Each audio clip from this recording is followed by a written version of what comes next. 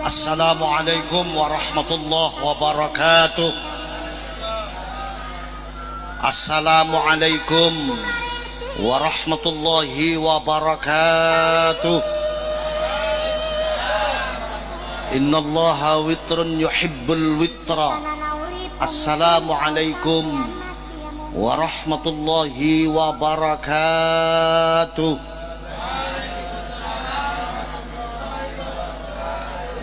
Salam sejahtera untuk kita semuanya. Namo Buddhaya. Swastiastu. Alhamdulillahi Rabbil Alamin. Wabihi nasta'inu ala umurid dunya waddin. Wassalatu wassalamu ala asrafil anbiya'i wal mursalin. Wa ala alihi wa ashabihi ajma'in. Amma ba'd. Wa qala Allah ta'ala fil Qur'anil Karim. A'udzu billahi minasy syaithanir rajim. Bismillahirrahmanirrahim. Qalu subhanaka la ilma lana illa ma 'allamtana innaka antal alimul hakim. Shadaqallahul azim. Ashabas sa'adah, pada para kiai, para alim, para ulama, wabil khusus Rais Syuriah Jam'iyah Nahdlatul Ulama Kabupaten Berau, wabil khusus Rais Tanfidhiyah Jam'iyah Nahdlatul Ulama Kabupaten Berau, Ahinal Fadil Al-Karim, seluruh tokoh agama yang ada di Indonesia, saudara-saudara saya dari Kristiani, saudara-saudara saya dari Hindu, saudara-saudara saya dari Buddha, saudara-saudara saya dari Konghucu, dan semua agama yang ada di Indonesia, khususnya semua tokoh agama yang ada di Kabupaten Berau. Ahinal Fadil Al-Karim, Bapak Dandim Kabupaten Berau, Bapak Kapolres, dan yang saya banggakan sahabat Mufid, Ketua Pimpinan Cabang Gerakan Pemuda Ansor Kabupaten Berau, hadirin hadirat muslimin muslimat, nahdiyin nahdiyat yang pada kesempatan malam hari ini sama-sama dimuliakan oleh Allah Subhanahu wa ta'ala, amin. Untuk pertama kalinya marilah pada malam yang penuh dengan berkah ini kita bersama-sama menghaturkan syukur kehadirat Allah Subhanahu wa ta'ala, dimana dengan rahmatnya lah alhamdulillah malam hari ini kita semuanya masih diberikan satu waktu kembali untuk berkumpul kembali, bersilaturahmi kembali di dalam satu majelis yang insya Allah akan banyak mendatangkan barakah, ma'unah, ainayah, hidayah, taufik dari Allah Subhanahu wa ta'ala, amin ya rabbal. Kedua kalinya tidak lupa dan tidak lain, dan memang ini sudah menjadi satu kewajiban bagi kita umat Nabiullah Muhammad sallallahu alaihi wa alihi wasallam, di mana beliau ini hadirin sekalian adalah suri tauladan bagi kita semuanya umat muslim. Mari kita sama-sama mengaturkan salawat beserta salam kepada beliau, di mana beliau telah banyak mencucurkan rahmatnya dari Allah Subhanahu wa ta'ala untuk kita semuanya, khususnya kita yang muslim, sehingga sampai pada kesempatan malam hari ini kita yang muslim insya Allah masih diberikan ketetapan iman dan Islam kepada Allah Subhanahu wa ta'ala, amin ya rabbal. Hadirin hadirat muslimin muslimat yang dimuliakan Allah, malam hari ini sebelum saya lebih lanjut ngobrol bareng, enaknya saya mau minta maaf duluan Bu, saya mau minta maaf duluan Bapak. Kenapa Gus? Belum ngobrol, belum ngomong, tapi Gus sudah minta maaf duluan. Karena yang pertama hadirin sekalian, malam hari ini kalau diukur dengan kondisi kesehatan saya, mohon maaf saya ini sedang kelelahan sekali. Karena di bulan-bulan ini saya ini ditugasin oleh Kiai Sepuh Jam'iyah Nahdlatul Ulama, suruh ngomongin orang sejagat-jagat, dari mulai pucuknya timur sampai barat, pucuknya selatan sampai utara. Sampai praktis dalam waktu 1 bulan ini saya belum sempat istirahat sama sekali. Tapi alhamdulillah semangat saya untuk Indonesia, semangat saya untuk negara kesatuan Republik Indonesia mengalahkan rasa capek saya, sehingga malam hari ini walaupun dengan kondisi yang sangat kelelahan, saya alhamdulillah bisa sambangi Berau dan bersilaturahmi dengan semua saudara saya yang ada di Berau. Alhamdulillah. Hadirin sekalian, maka dari itu malam hari ini, di malam yang penuh dengan kebahagiaan ini, di ujung akhir tahun 2021, saya dengan hati yang sangat tulus, dengan hati yang sangat ikhlas, saya mengucapkan selamat Hari Raya Natal dan Tahun Baru kepada saudara-saudara kita yang umat Kristen. Mudah-mudahan dengan semangat Natal ini akan bisa menjadi semangat untuk membangun negara kesatuan Republik Indonesia, negara yang diridhai oleh Allah Subhanahu wa taala, negara yang diridhai oleh Tuhan yang Maha Esa. Amin ya rabbal alamin. Jadi barangkali nanti apa waktu saya atau segala-galanya yang berkaitan dengan pribadi saya kurang bisa memuaskan hati saudara-saudara sekalian, sebelumnya saya mohon maaf yang sebesar-besarnya. Diterima apa diterima? Diterima apa diterima? Itu yang pertama. Yang kedua, saya mau minta sama tukang sound system. Mana tukang sound systemnya nih? Mas, gak usah diotak-atik. Ini kelemahannya tukang sound system begitu Pak, mentang-mentang mubalek ngomongnya belum kenceng, dikotak-atik mulu. Padahal nggak usah dikotak-atik, ntar juga kenceng sendiri. Betul apa betul? Oh nggak ada orang ngaji langsung ngegas tuh, nggak ada. Pura-puranya pelan-pelan dulu baru nanti ngegas. Betul? Iya. Wis mas menengok mas. Sampean turu ae kono. Hone ciliki. Ojo kegedean aku tuh penyanyi dangdut. Wis sampean turu menengok tangane. Wah, ini kotak-katik meneh mulih pengajian kapruki karo anu. Alhamdulillah. Nah, yang terakhir saya mau nanya, di Berau kalau ngaji malam biasanya nyampe jam berapa? Jam berapa? Subuh. Jancuk. Songko aku wayang apa piye? Sabah subuh. Udah, saya mau nanya sama ibu-ibu aja, bapak-bapak nggak ada yang jujur. Bu, ibu-ibu seneng yang panjang apa yang pendek? Panjang. Seneng yang panjang apa yang pendek? Panjang. Berarti namanya ibu-ibunya normal Pak, seneng yang panjang katanya. Alhamdulillah. Nah, yang terakhir, malam ini judulnya panitianya adil. Betul apa betul? Yang dikasih air minum bukan yang cuma duduk, saya juga dikasih air minum tuh. Cuma di mana-mana yang namanya panitia pengajian sama judulnya kiai mesti air putih, padahal saya juga doyan air jeruk, doyan saya. Alhamdulillah. Hadirin hadirat muslimin muslimat nadiin nadiat yang saya hormati. Malam hari ini kita kumpul di sini di dalam rangka kita sama-sama menyatukan kebangsaan kita di dalam acara malam refleksi akhir tahun, rangkaian acara HUT Trans Labanan ke-39 tahun. Ini ngaji kebangsaan, bicara soal Indonesia. Hadirin sekalian, adalah merupakan tanggung jawab kita bersama sebagai warga negara Indonesia. Kalau bapak-bapak dan ibu-ibu punya perpikiran bahwa yang berkewajiban menjaga negara itu cuma TNI, itu salah besar. Kalau ibu-ibu bapak-bapak punya pemikiran yang wajib menjaga negara itu cuma polisi, itu salah pikiran. Yang berkewajiban menjaga negara kesatuan Republik Indonesia ini adalah kita sebagai warga negara Indonesia. Maka di NU, bapak-bapak dan ibu-ibu sekalian, NKRI harga mati itu bukan jargon biasa. Ketika orang NU, ketika sahabat-sahabat Banser, sahabat-sahabat Ansor mengatakan NKRI harga mati, itu bukan hanya sekedar jargon. Tapi di NU, NKRI harga mati adalah falsafah kehidupan kita di dalam berbangsa yang akan terus diperjuangkan oleh Jam'iyah Nahdlatul Ulama.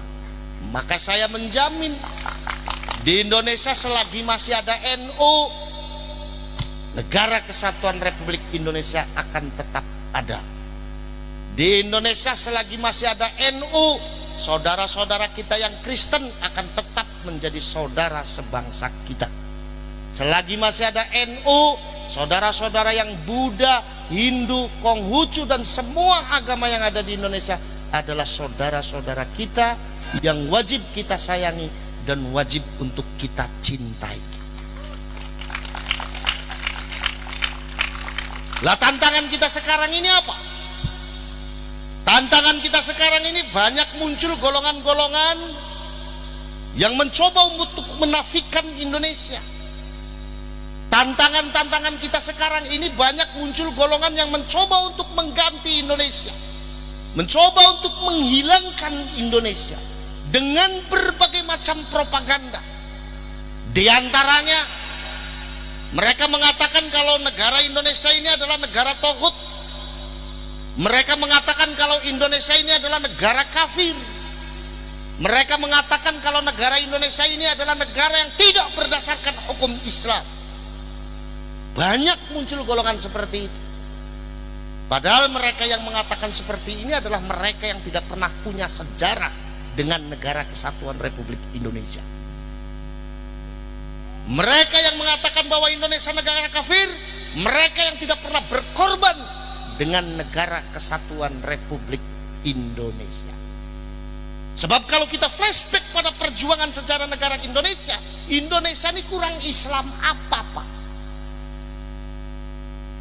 Yang mendirikan Negara Kesatuan Republik Indonesia ini diantaranya adalah para kiai dan para ulama Nahdlatul Ulama, para kiai dan para ulama pesantren Nahdlatul Ulama.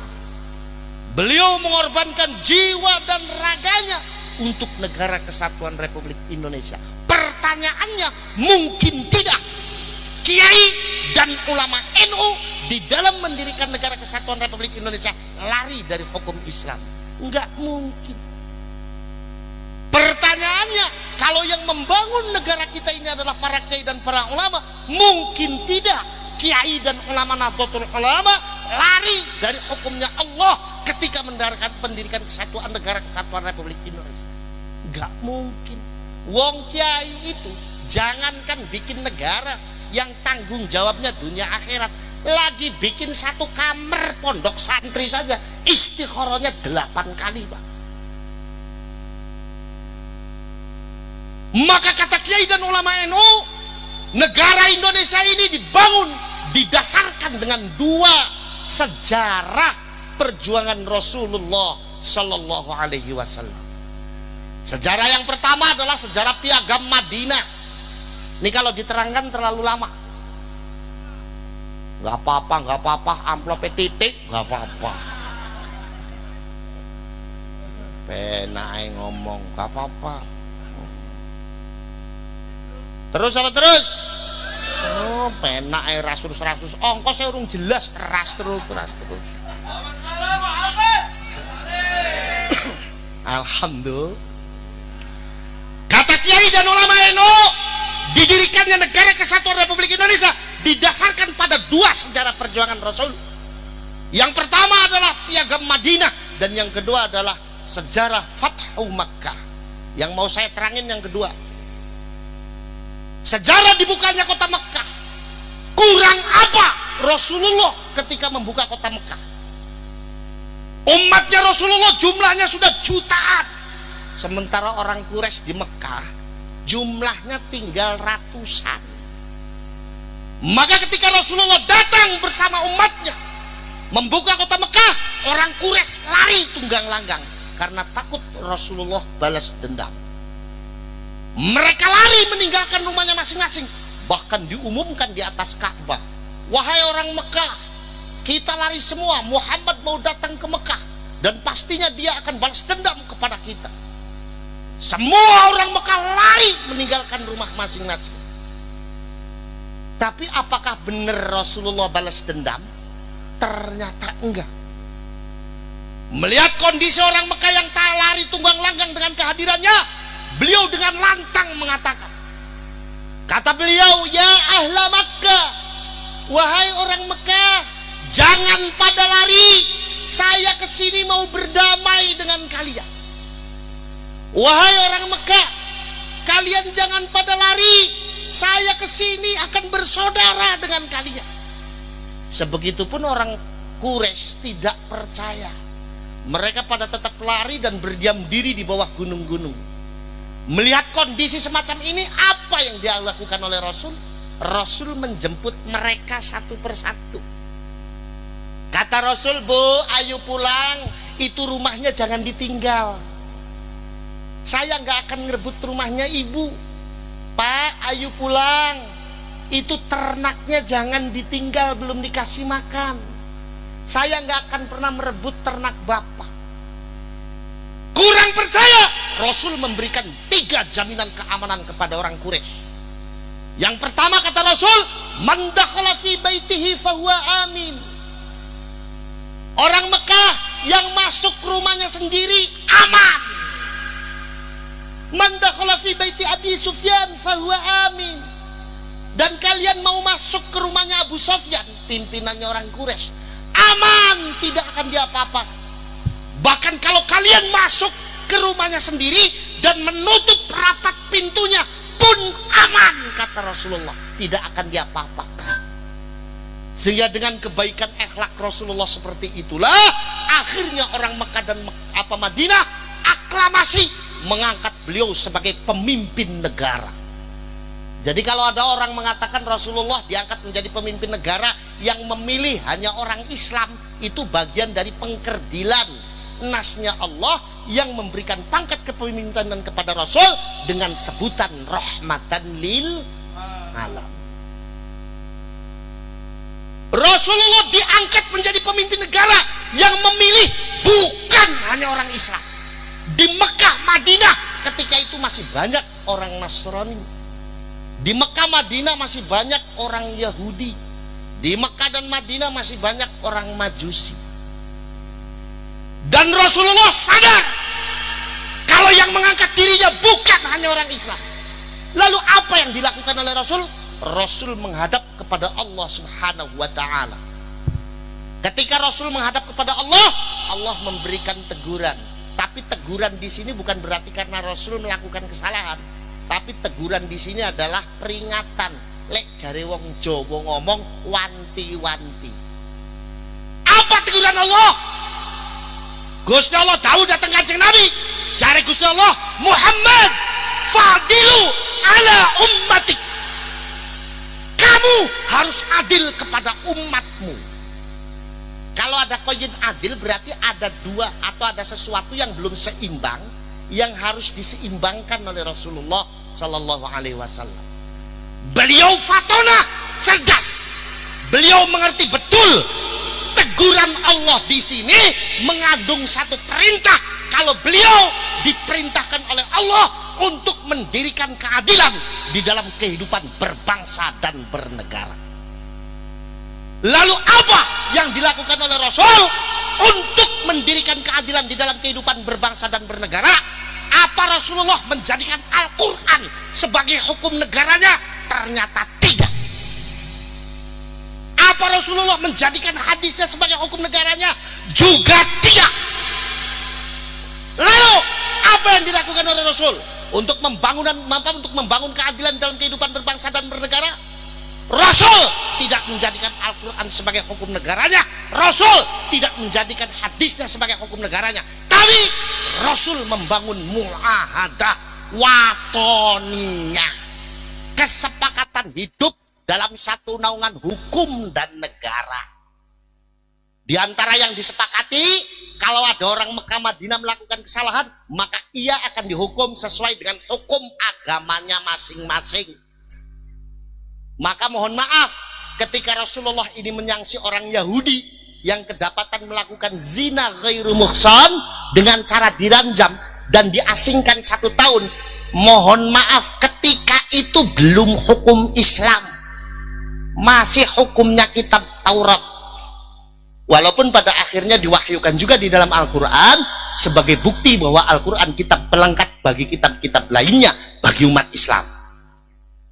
Jadi di dalam membangun tingkat keadilan dalam kehidupan berbangsa dan bernegara, Rasul tidak menjadikan Al-Quran sebagai hukum negaranya, Rasul tidak menjadikan hadisnya sebagai hukum negaranya, tapi Rasul membangun mu'ahadah wataniyah, kesepakatan kita hidup dalam satu naungan hukum dan negara. Setelah mu'ahadah wataniyah itu berdiri tegak di tengah-tengah masyarakat Mekah dan Madinah, apa langkah selanjutnya yang dilakukan Rasul? Rasul mengumandangkan bahasa nasionalisme kebangsaannya. Lewat satu hadisnya beliau berucap, man adza zimmiyan faqad adzani, faman adzani faqad adzallah. Kata Rasul, barang siapa orang yang menyakiti orang zimmi. Orang zimmi itu siapa? Orang zimmi itu orang non-Islam yang berjanji hidup damai dengan orang Islam. Yang sepakat hidup damai dengan orang Islam itu namanya orang zimmi. Kata Rasul, siapa yang menyakiti orang zimmi berarti menyakiti aku, dan barang siapa yang menyakiti aku berarti menyakiti Allah subhanahu wa ta'ala. Yang jadi pertanyaan, siapa yang berani mengatakan kalau konteks dikeluarkannya hadis itu adalah bentuk pembenarannya Rasul terhadap akidah dan agamanya orang non muslim? Nggak ada yang berani. Jangankan kita muhadditsin min mutaqaddimin hatta mutaakhirin, tidak ada yang berani. Kenapa? Karena konteks dikeluarkannya hadis itu adalah nasionalisme kebangsaan Rasulullah Shallallahu Alaihi Wasallam, dan ini yang menjadi falsafah besar bagi para kiai dan ulama Nahdlatul Ulama di dalam mendirikan negara kesatuan Republik Indonesia. Yang jadi pertanyaan kedua, mana bentuk muahadah kita sebagai warga negara Indonesia? Bentuknya 4 pilar kebangsaan. 1. Pancasila. 2. Undang-Undang Dasar 45. 3. Bhinneka Tunggal Ika. Dan yang keempat, Negara Kesatuan Republik Indo. Jadi Pancasila syar'i, syar'i. Undang-Undang Dasar 45 syar'i, syar'i. Bhinneka Tunggal Ika syar'i, syar'i. Negara Kesatuan Republik Indonesia syar'i, syar'i. Maka kalau ada golongan atau kelompok yang ingin merubah Indonesia menjadi negara Islam, tanyakan Islam ala siapa? Kalau mereka mengatakan Islam ala Rasulullah, tolak oleh kita. Bukan Islam ala Rasulullah, tapi Islam ala buatu muyu.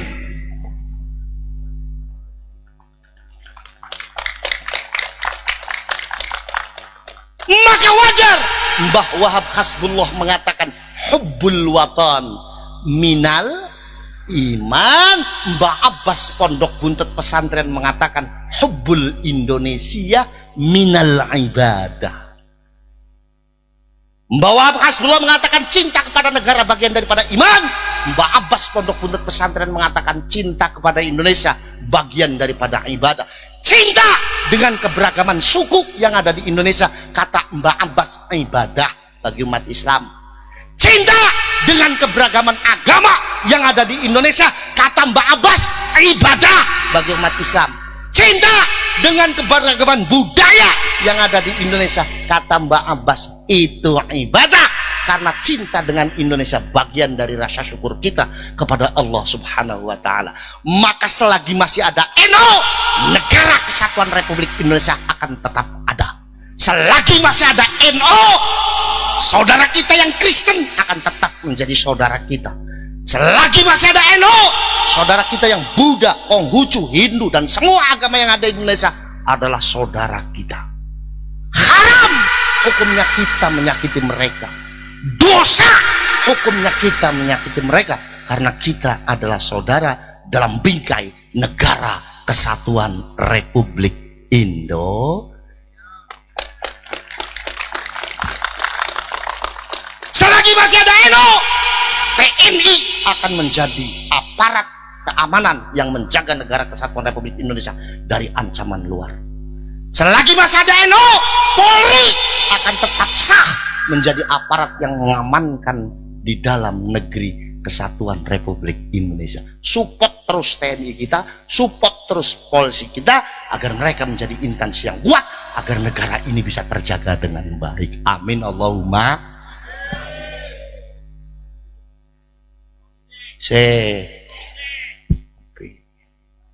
Gini.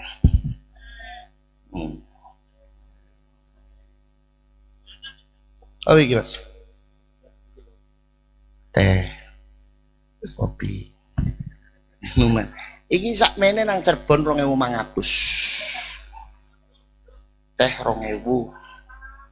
Iki 2.000. 6.500. Ya saya gampang aja, ntar kalau pulang amplopnya kurang 6.500 berarti minuman 3 ini nih. Iki lah sing gumun ono tisune barang. Ya aku dianggap udah lumping apa piye iki kan. Alhamdulillah. Maka berbanggalah menjadi warga negara Indonesia. Indah tadi ngelihat bagaimana tokoh-tokoh agama kita berdoa di sini. Betul apa betul? Itu Indonesia. Nah wong sing takbir gak pernah sholat takbir tok yo nang Indonesia itu. Titik takbir Allahu Akbar luhur dilewat Pak. Na'udzubillah min. Ada lagi tantangan kita. Saya kalau ngomong sama potongan begini emang susah nih, dibentak pada kaget, saya ngomongnya lembek pada ngantuk. Iya, ini memang yang namanya orang zaman sekarang, orang Islam itu udah nggak pada suka sama kiai. Contohnya orang Berau. Tok nggak percaya orang Berau kalau manggil dangdutan berani puluhan juta Pak. Manggil kiai 7.500 tok. Jancuk.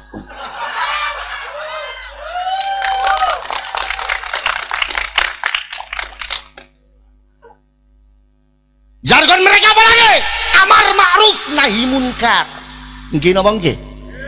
Mereka kan sering, kita harus beramar ma'ruf nahi munkar. Gimana amar ma'ruf nahi munkarnya? Nutupin warung kalau bulan Ramadan. Lucu iki wong iki. Islam sing mazhab Imam Samudra yang ngene iki, Pak. Amar ma'ruf nahi munkar apa? Berantasin prostitusi. Ya lucu, wong sipil kok bertindak kayak kepolisian. Dosa Pak, jangan disangka nggak dosa. Itu kan amar ma'ruf nahi munkar. Bentar, ente yang salah memahami amar ma'ruf nahi munkar. Amar ma'ruf nahi munkar itu bukan perintahnya Allah kepada kita untuk melakukan ibadat personal, itu bukan. Amar ma'ruf nahi munkar itu bukan perintah agama, bukan perintah Allah kepada kita untuk melakukan ibadah sholat, itu bukan. Amar ma'ruf nahi munkar itu bukan perintah agama, bukan perintah Allah kepada kita untuk melakukan ibadah zakat, itu bukan. Perintah sholat dan zakat itu sudah ada sendiri ayatnya khusus. Kata Allah, aqimus shalah wa atuz zakat. Yang harus kita pahami bersama, amar ma'ruf nahi munkar itu adalah perintah agama kepada kita untuk melakukan ibadah secara sosial. Pemerataan sistem ekonomi yang membela kepada masyarakat kecil, penyelenggaraan sistem politik yang berbasis kepada keadilan, hadza al-amru bil ma'ruf wan nahyu 'anil munkar. Wes dipreteli satu-satu dalam kaitannya antara pelaksanaan amar ma'ruf dengan ayat suci Al-Quran dan hadisnya Rasul. Ayat suci Al-Qurannya mengatakan orang Islam harus melakukan amar ma'ruf nahi munkar. Kalau orang Islam melakukan amar ma'ruf nahi munkar, maka Allah akan memberikan pangkat apa rupanya? Khairul ummah, bagus-bagusnya umat. Lebih lanjut, Rasulullah dalam hadisnya mengatakan, man ra'a minkum munkaran falyughayyir satu biyadi. Fa illam tastati' fa bilisani. Fa illam tastati' fa biqalbi. Wa dzalika ad'aful iman. Ayo dipreteli antara ayat suci Al-Qur'an, hadis Kanjeng Nabi dengan pelaksanaan amar ma'ruf yang korelasinya dengan Pancasila, Undang-Undang Dasar 45, dan yang ketiga Bhinneka Tunggal Ika, keempat Negara Kesatuan Republik Indonesia. Lebih lanjut, kata Rasul mengatakan di dalam hadisnya, kalau kamu melihat kemungkaran di tengah-tengah kamu, maka hapuslah kemungkaran itu pertama dengan menggunakan tangan kamu. Yang kedua, dengan menggunakan lisan kamu. Dan yang ketiga, dengan menggunakan hati kamu. Dan melakukan amar ma'ruf nahi mungkar dengan menggunakan hati ini lemah-lemahnya iman, kata Rasul. Kita preteli. Pertama kata Rasul, kalau kamu melihat kemungkaran maka hapuslah kemungkaran itu satu dengan tangan kamu. Bagaimana caranya melakukan amar ma'ruf nahi mungkar dengan menggunakan tangan? Apa kita harus jadi jawara? Kalau ada orang teler, kita ikat di tiang listrik, kita gebukin dari pagi sampai pagi lagi? Ternyata nggak begitu, Pak. Yang melarang begitu bukan hanya hukum negara, tapi Al-Quran pun melarang. Lalu bagaimana? Maka kata kiai dan ulama NU, melakukan amar ma'ruf nahi mungkar dengan menggunakan yad dalam korelasinya dengan ayat suci Al-Quran, hadis Rasul, Pancasila, dan Undang-Undang Dasar 45, merilis dari dabunya mufassirin min mutaakhirin yang mentakwil adanya ayat suci Al-Quran yang berbunyi yadullahu fauqa aydihim. Para ulama ahli tafsir mentakwil adanya yadun di situ tidak dimaknai berbentuk fisik materi tangan. Sebab kalau diartikan berbentuk fisik materi tangan, nanti terjadi penyamaan sifatnya Allah dengan anggota tubuh makhluknya. Itu nggak boleh. Maka kata ulama ahli tafsir, yadun di situ dimaknani lebih kepada kekuasaan. Jadi yadullahu fawqa aydihim artinya kekuasaan Allah di atas kekuasaan makhluknya. Kata kiai dan ulama NU, melakukan amar ma'ruf nahi mungkar dengan menggunakan tangan dalam korelasinya dengan ayat suci Al-Quran, hadisnya Rasul, Pancasila, dan Undang-Undang Dasar 45 juga bisa ditakwil. Yadun di situ maknanya bukan berbentuk fisik materi tangan, tapi kekuasaan. Bicara kekuasaan, kekuasaan siapa? Apa kekuasaannya lurah, camat, bupati, gubernur, presiden, menteri? Bukan. Lalu kekuasaan hukum. Berbicara soal kekuasaan hukum, sebagai warga negara Indonesia, mau tidak mau kita harus kembali kepada mu'ahadah wataniyah kita. Kesepakatan kita hidup dalam satu naungan hukum dan negara yang bentuknya adalah kesepakatan kita untuk membentuk satu instansi, di mana instansi tersebut diberikan kewenangan secara hukum untuk melakukan sesuatu yang ma'ruf, menegakkan sesuatu yang ma'ruf, menghilangkan sesuatu yang mungkar, bila perlu dengan kekuatan fisik yang instansinya atau lembaganya disebut dengan lembaga eksekutif. Isinya dari mulai lurah sampai presiden. Jadi kata kiai dan ulama NU, kalau kita mau melakukan amar ma'ruf nahi mungkar dengan menggunakan tangan dalam korelasinya dengan ayat suci Al-Quran, hadisnya Rasul, Pancasila, Undang-Undang Dasar 45, Negara Kesatuan Republik Indonesia, bisa ditafsiri jadilah lurah, jadilah camat, jadilah bupati, jadilah presiden. Kenapa?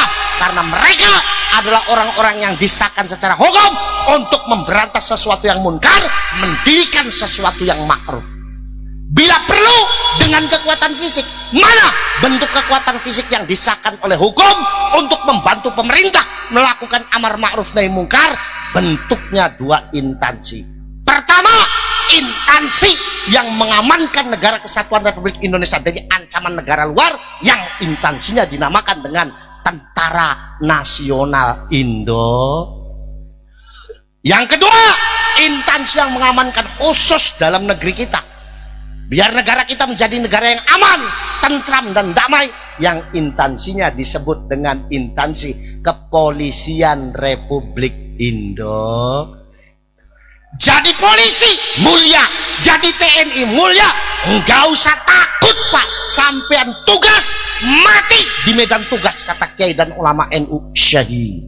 Sorganya sudah menanti sampean semuanya. Alhamdulillah. Tuh, saya udah terangin tuh Pak. Maksud saya Pak Kapolres nanti hitung-hitungannya di belakang panggung aja. Alhamdulillah. Itu yang pertama. Maka orang NU harus ada yang jadi camat. Orang NU harus ada yang jadi lurah. Orang NU harus terlibat dalam pelaksanaan amar ma'ruf nahi munkar, harus ada yang jadi bupati. Orang NU harus ada yang jadi gubernur. Orang NU harus ada yang jadi presiden.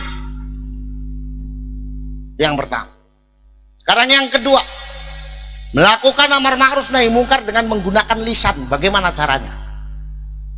Apa kalau ada orang teler, kita ikat di tiang listrik, kita nasehatin dari pagi sampai pagi lagi? Nggak begitu ternyata.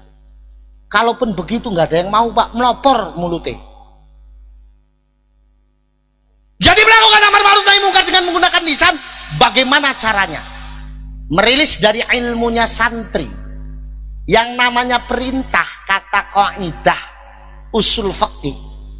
Ini kalau yang diperintah posisinya lebih tinggi, orang yang diperintah posisinya lebih rendah daripada orang yang memerintah, ini namanya perintah. Contoh, bupati merintah camat, ini perintah. Kapolres memerintah kapolsek, ini perintah namanya. Tapi kalau posisinya orang yang diperintah lebih tinggi daripada orang yang memerintah, namanya bukan amar. Namanya apa? Namanya ad-du'a. Kayak contoh kita kepada Allah, ya Allah ampunilah dosa kami. Itu bukan amar, doa. Sebegitu juga kalau posisi orang yang diperintah dengan orang yang memerintah ini sama. Contoh kayak mubaligh, kayak saya, kayak dai dengan audiens ini posisinya secara hukum sama, maka namanya bukan amar. Namanya apa? Namanya iltimas. Iltimas itu apa? Himbauan. Kalau himbauan didengerin alhamdulillah, dibawa tidur udah biasa begitu mah. Jadi melakukan amar ma'ruf nahi munkar dengan menggunakan lisan, bagaimana caranya? Sebagai warga negara Indonesia, mau kita harus kembali kepada muahadah wataniyah kita. Kesepakatan kita hidup dalam satu naungan hukum dan negara yang bentuknya adalah kesepakatan kita untuk membuat satu lembaga, di mana lembaga tersebut diberikan kewenangan untuk berbicara, setidaknya mampu merumuskan perundang-undangan tata cara kehidupan yang baik sebagai warga negara Indonesia, agar negara ini menjadi negara yang baldatun thayyibatun wa rabbun ghafur, yang lembaga tersebut dinamakan dengan lembaga legislatif. Isinya dari mulai DPRD sampai DPR RI. Jadi kata kiai dan ulama NU, kalau mau melakukan amar ma'ruf nahi munkar dalam korelasinya dengan ayat suci Al-Quran, hadisnya Rasul, Pancasila dan Undang-Undang Dasar 45, bisa juga ditafsiri jadilah DPR, jadilah MPR. Kenapa? Karena mereka adalah orang-orang yang diberikan kewenangan hukum untuk berbicara, setidaknya mampu merumuskan perundang-undangan tata cara kehidupan yang baik sebagai warga negara, agar negara ini menjadi negara yang damai dan tentram, diridhoi oleh Tuhan Yang Maha Esa, yang lembaganya dinamakan lembaga legislatif. Jadi kalau mau amar ma'ruf nahi munkar dengan menggunakan lisan, kata Kiai NU, jadilah DPR, jadilah MPR. Maka kader NU harus ada yang jadi DPR, harus ada yang jadi MPR. Kalau sudah jadi DPR, ngomong, jangan tidur mulu. Ini udah jadi DPR, ngomong enggak, tidur mulu.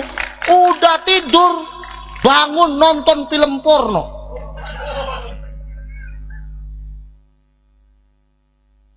Udah nonton film porno, buka micet, open BO bro. Wah.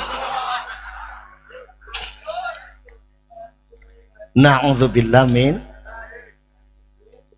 Yang ketiga, melakukan amar ma'ruf nahi munkar dengan menggunakan hati. Bagaimana caranya? Apa cukup dengan berdoa? Oh, ternyata tidak. Kenapa?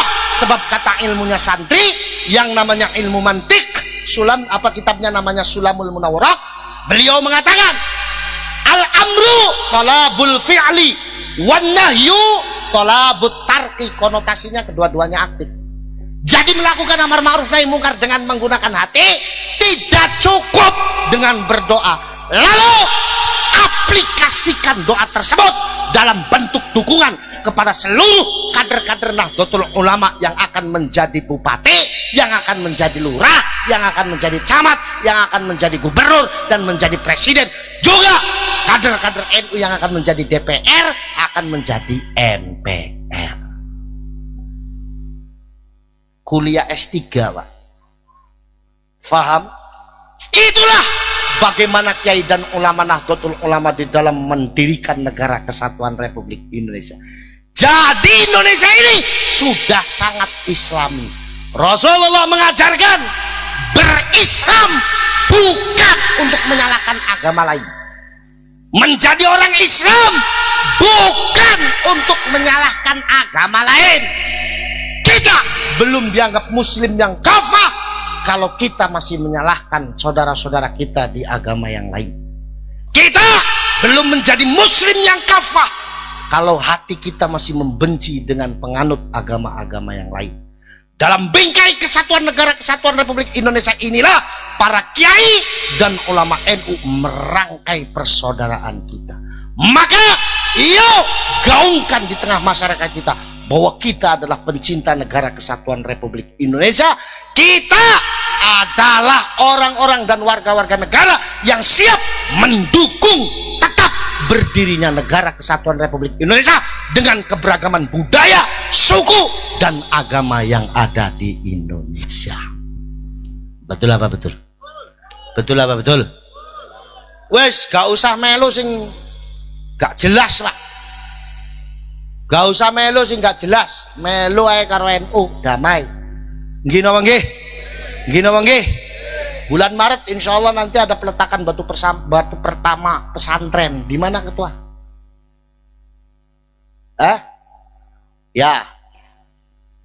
Itu insya Allah nanti saya membawa bapak angkat saya, Kadensus 88, Bapak Martinus. Beliau agamanya Kristen, tapi sudah saya angkat sebagai bapak saya sendiri. Kenapa? Saya mencontoh beliau Rasulullah. Rasulullah itu pernah punya ibu angkat Kristen. Ketika selesai perang Badar, beliau ini lari. Aina waladi Muhammad, aina waladi Muhammad, mana anakku Muhammad, mana anakku Muhammad. Begitu ketemu dengan Rasulullah, beliau memegang pipinya. Nak, kamu nggak apa-apa, nak.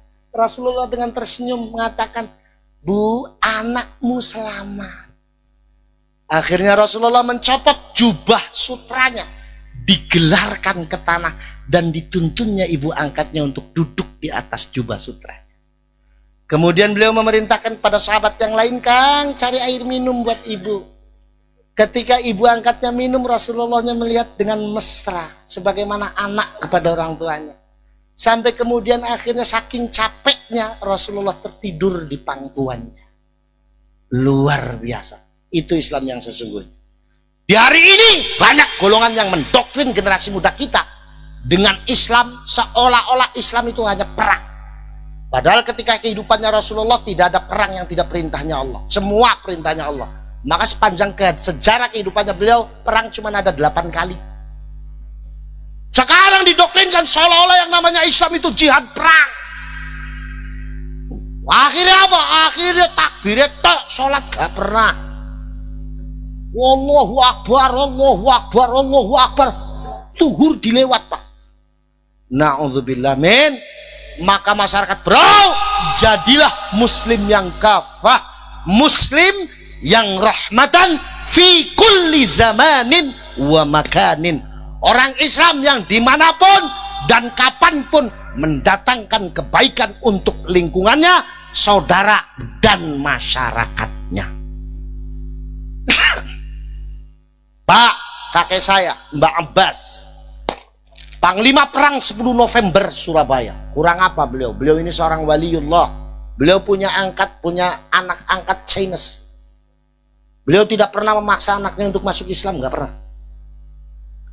Neneknya Mbak Abbas ini Cina. Neneknya Mbak Abbas, anaknya Kiai Nur Khatim. Kiai Nur Khatim punya anak. Kiai Nur Khatim nikah dengan salah seorang perempuan Cina, Tan Wan Gi namanya. Dirubah namanya menjadi Khadijah, punya anak Kiai Satori. Kiai Satori punya anak Nyai Qori'ah. Nyai Qori'ah dinikah Mbak Abdul Jamil, punya anak Mbak Abbas.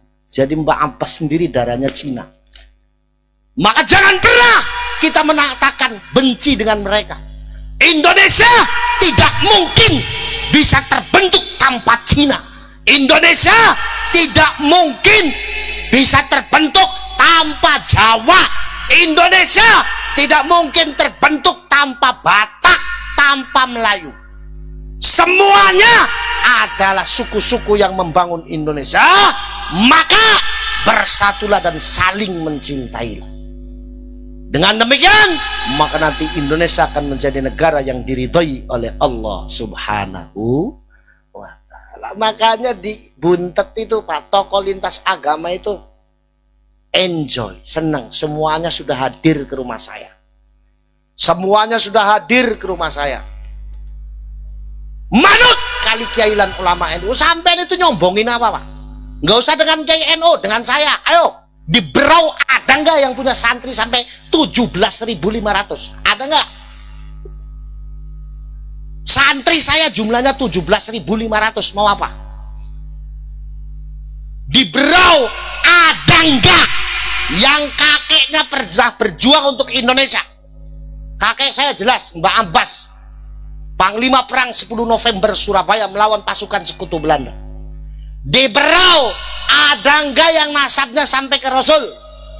Nggak ada. Buntet pesantren nasabnya tembus sampai ke Rasul. Cuma bedanya di Buntet pesantren, putra-putra dan cucu-cucu pendirinya nggak boleh mengaku habaib karena dikhawatirkan sombong. Nyombongin apa sampai?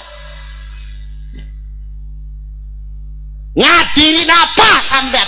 Melu ulama NU, melu Kiailan ulama Nahdlatul Ulama. Bismillah, yuk.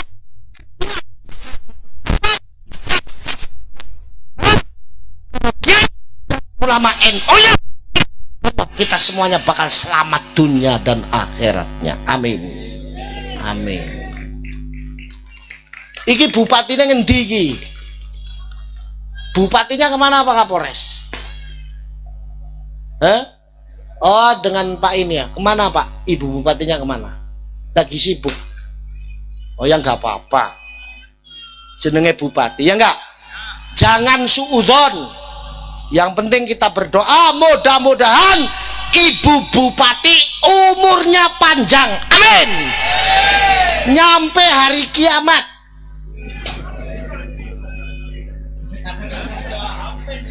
Ntar orang-orang udah mati semua tinggal ibu bupati doang sendirian.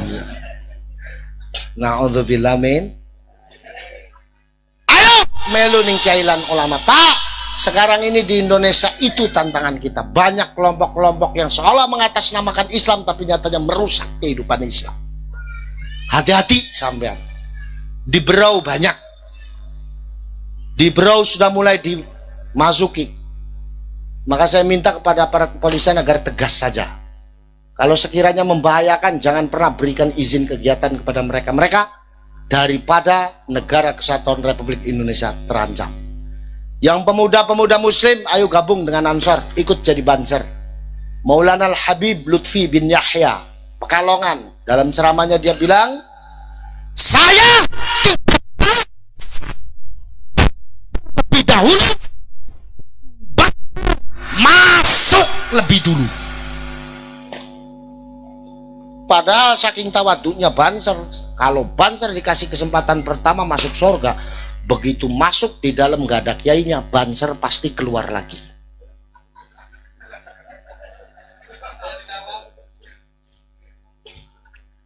Gini bang G, ditakoni Mas kenapa keluar Mas? Gak ada kiai saya katanya begitu.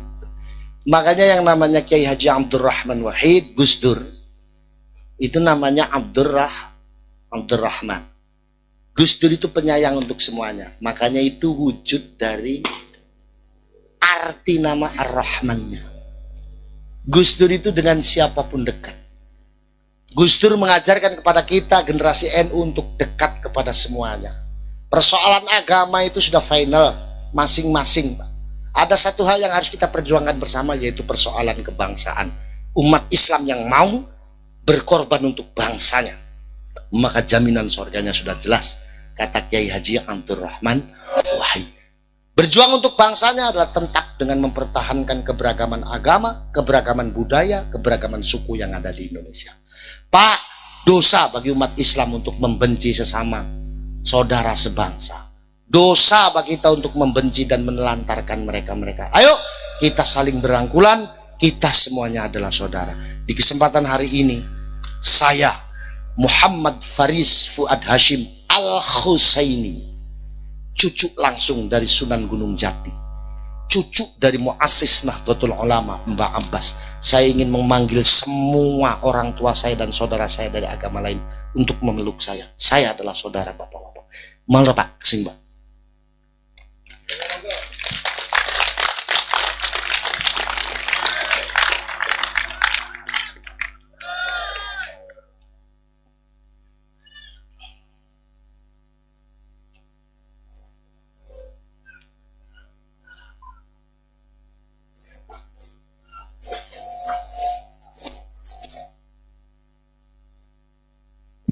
Ini saudara saya.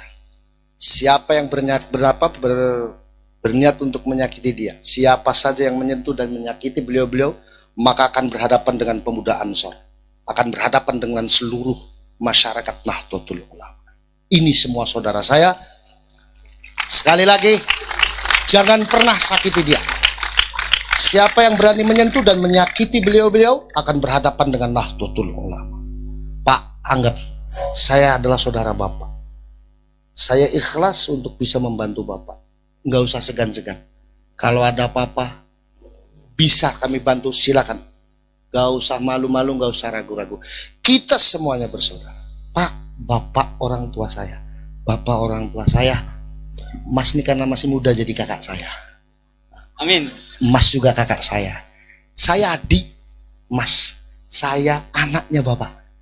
Peluk saya sebagai anak Bapak dan peluk saya sebagai adiknya Mas.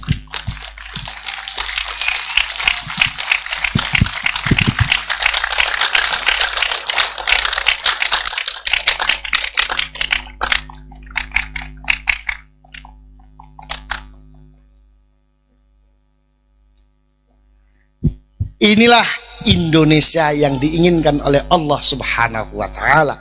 Sebagai umat muslim, sebagai umat terbesar di Indonesia, mampu menghargai beliau-beliau ini, mampu menyayangi beliau-beliau ini, karena itu yang diajarkan oleh Rasulullah Sallallahu Alaihi Wasallam. Pak, teroris-teroris itu bukan Islam. Mereka itu tidak punya agama. Mereka tidak beragama. Mereka tidak beragama. Kalau yang beragama Islam, inilah kami Nahdlatul Ulama yang suka dengan damai, suka dengan persaudaraan. Sekali lagi, jangan pernah sakiti mereka. Berani menyakiti mereka, berhadapan dengan Nahdlatul Ulama. Berani menyakiti mereka, berhadapan dengan sahabat-sahabat Banser dan sahabat-sahabat Pemuda Ansor. Siap sahabat-sahabat Banser? Siap sahabat-sahabat Banser? Jangan ragu Pak. Kalau butuh bantuan kami, silakan. Kami buka 24 jam untuk Bapak semua. Karena Bapak adalah saudara saya. Terima kasih sudah bisa menerima saya di Berau. Terima kasih saya sudah bisa datang ke Berau. Mudah-mudahan silaturahmi kita ini akan berlanjut. Amin. Salam buat seluruh keluarga Kristen, keluarga Buddha, keluarga Hindu dan semuanya. Salam dari saya, salam hormat saya kepada mereka. Jangan khawatir, mereka saudara saya. Saya wajib menyayangi bapak-bapak ibu sekalian. Saya wajib mengasihi bapak-bapak sekalian. Negara Kesatuan Republik Indonesia akan tetap ada selagi masih ada Nahdlatul Ulama. Negara Kesatuan Republik Indonesia akan tetap langgeng selagi masih ada Nahdlatul Ulama. Beliau-beliau akan tetap menjadi saudara kita selagi masih ada Nahdlatul Ulama dan Negara Kesatuan Republik Indonesia. Terima kasih Pak. Monggo.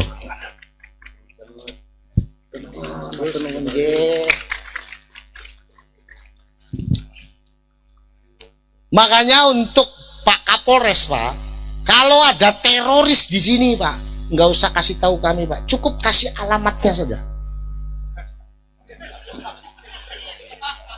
Iya, nggak usah diajak-ajak teman-teman Banser, cukup dikasih alamatnya saja di mana nanti dikeplok.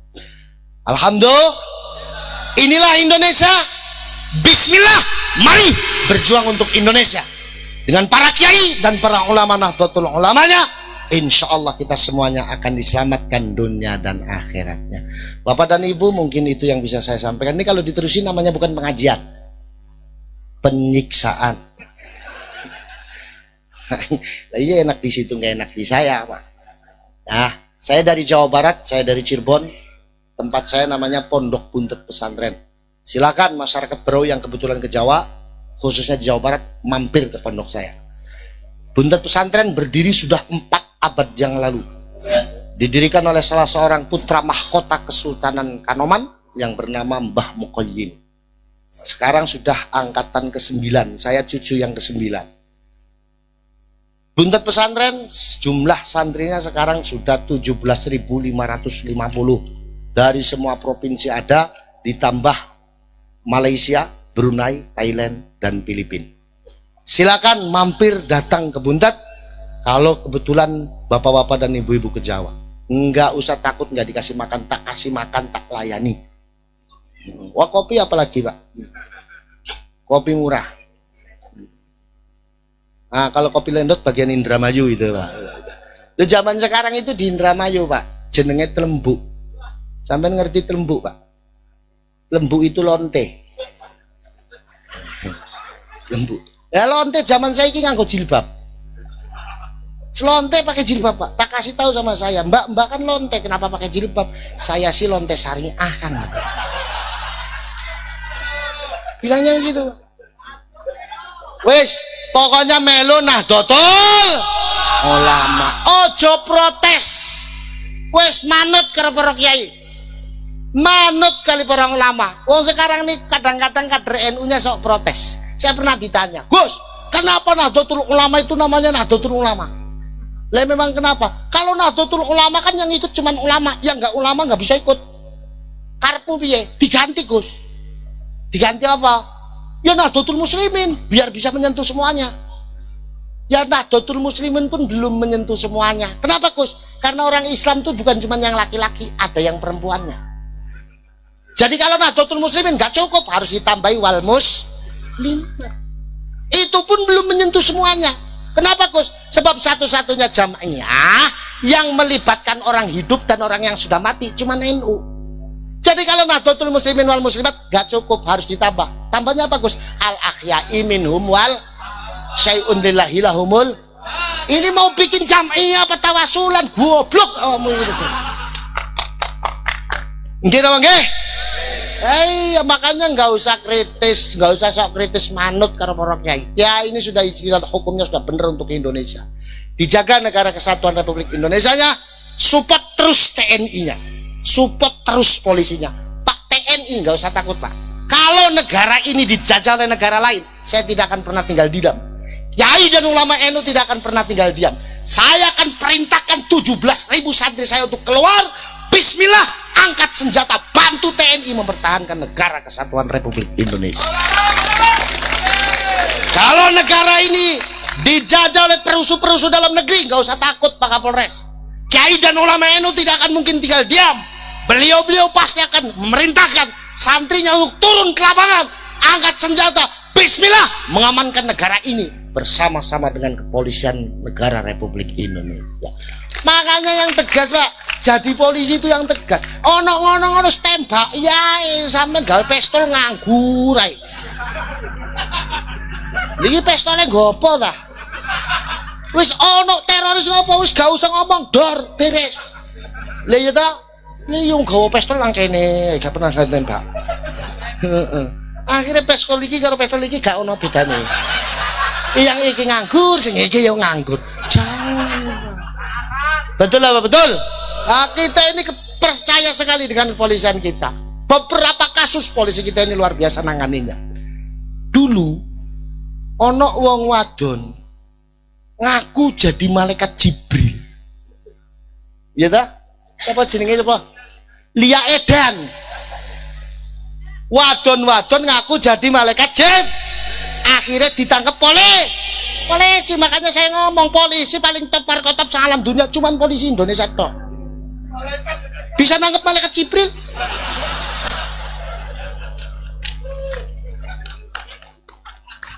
Betul lah, betul. Bisa nangkap mereka Jibril. Polisi kita ini memang sangat luar biasa. Apalagi semenjak reformasi Indonesia, polisi kita semakin profesional, luar biasa. Sekarang kepolisian kita sudah didukung dengan alat-alat yang modern, sudah didukung dengan SDM yang modern. Makanya kemarin saya ngobrol, kayaknya secatam kepolisian itu mau dihapus. Tapi yang bingung nanti Brimob nggak punya pasukan. Ya sembulah itu urusan. Sing penting saya pesan sama kepolisian yang tegas, merusak dan mengacaukan negara, hukum tangkap. Nggak Habib, nggak Kiai, gawe kacau tangkap. Daripada kita mengkhianati mu'ahada watannya kita akan terhitung sebagai golongan yang khuruj anil ittifaq. Konsekuensinya kita harus menanggung hukuman baik dari hukum negara ataupun hukum agama. Daripada kita dihukum oleh agama, tangkap, jebloskan penjara. Lek ngengke bedilen wis ngono ae. Betul apa betul? Ojo kaya polisi India, Pak. Lah polisi India itu lek kamu serampung tembe teko. Jangan, kita ini Indonesia. Nggih napa nggih? Polisi India lah ngono. Dan kenyataannya polisi India itu nggak ada yang profesional, Pak. Saya pernah di India soalnya. Polisi Indonesia ini nginceng awak kena sikil. Nembak itu nginceng sak wen-wen. Tak tekoi, opo sing diinceng awak. Dur, kena malah kempol. Iki aku bingung. Opo sing salah peluru opo sing nembake lho. Lek peluru kok peluru gak manut karo pistole iki lho. Nah, itulah bapak-bapak dan ibu sekalian, support terus kepolisian kita. Tepuk tangan untuk kepolisian kita. Support terus TNI kita. Tepuk tangan untuk TNI kita. Sanggup kita membantu TNI kita, sanggup? Sanggup kita bantu TNI kita, sanggup? Sanggup kita bantu Polri kita, sanggup? Sanggup kita bantu pemerintah kita, sanggup? Ayo orang Brau bersama-sama bersatu besarkan negara kesatuan Republik Indonesia. Insya Allah kita selamat dunia akhiratnya. Amin ya rabbal alamin. Wa akhiru da'wana wa da'wahum alhamdulillahi rabbil alamin. Wallahul muwaffiq ila aqwamit thariq. Wassalamualaikum warahmatullahi wabarakatuh.